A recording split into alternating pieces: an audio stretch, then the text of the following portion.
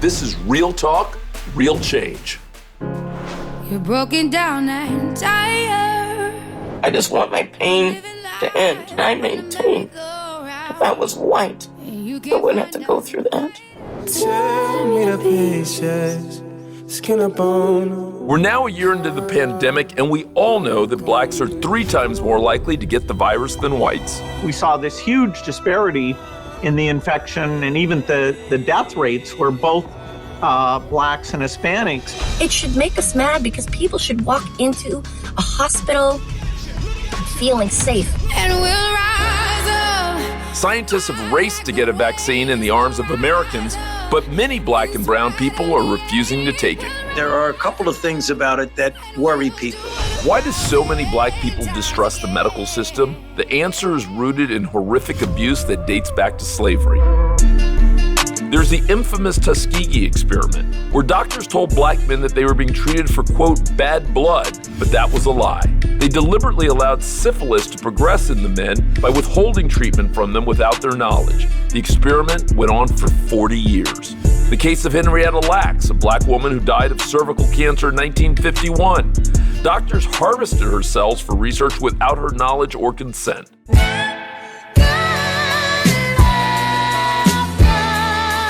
James Marion Sims was a 19th century doctor who was known as the father of modern gynecology. He accomplished his medical breakthroughs by practicing excruciating experimental surgeries on enslaved black women without using anesthesia.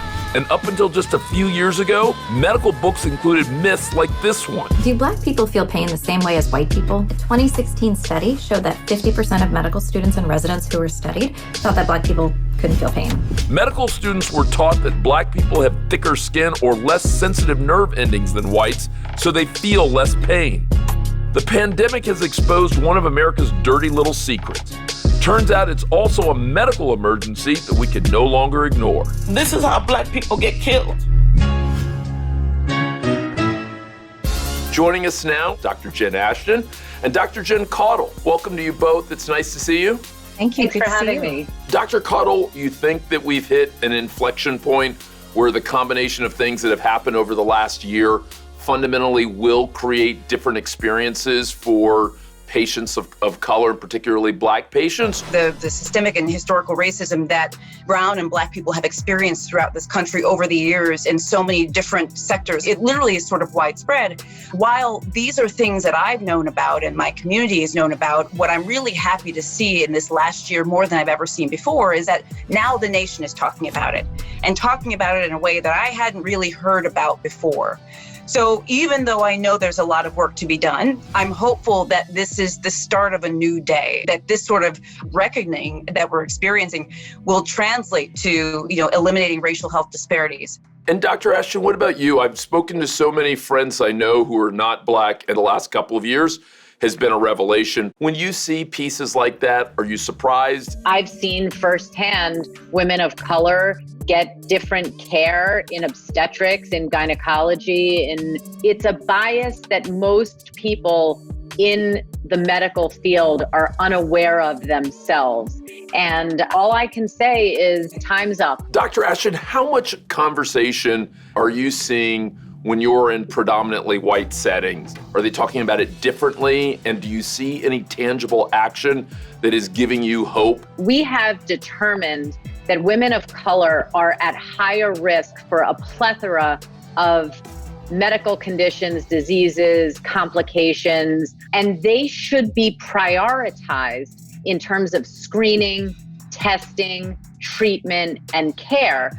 The problem comes in this trend that we shouldn't see color. I disagree with that. I think we should see color and we should prioritize care based on those risk factors. The risk really becomes and exists when the medical system says, no, we're going to treat everyone the same. I think just as we should have with COVID, be doing more, not the same, and certainly not less for women of color. Dr. Caudle, as wild as that may sound to people right now, what would happen if we created 100 all-black hospitals around the country that were meant to be top tier, best of the best. Statistically, Black patients and patients of color do better when their doctor is Black or brown like them.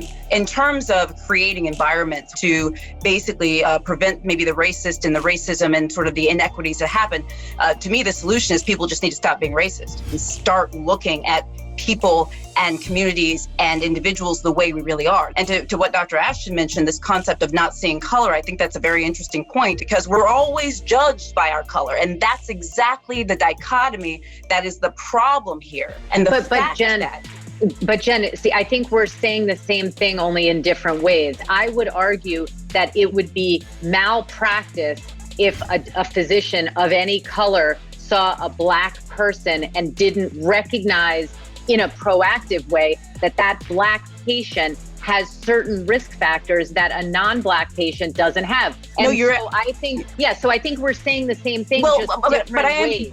But there is, and I do agree with you there. We're speaking the same language, but what I want to do is take it a step further, which is I worry that there's not enough physicians and healthcare providers that actually think about that when they see a Black patient. Yeah, I think if people don't see that, they have been, But I think many people don't. I think many people don't see that. That clip that was just played that said med students think that Black people don't feel pain. This is exactly the type of mentality. That's the problem, and that's why this year has been so critical. Is because I think for many people, it's been an awakening. I think that one of the things that we often forget is how emotional this is. It can be difficult, at least for me, and I assume for a lot of us, to engage in these conversations. And I think that there are a lot of people who come to this not just with a knowledge that it needs to be different, but also a real emotional weight to it. It makes me so mad, and I'm so sorry. Like, this is not, but it just sort of set up a dynamic where you're almost like re-traumatized over and over again, even though you know what's in it. It infuriates me. Dr. Ashton, I'm going to give you the last word here.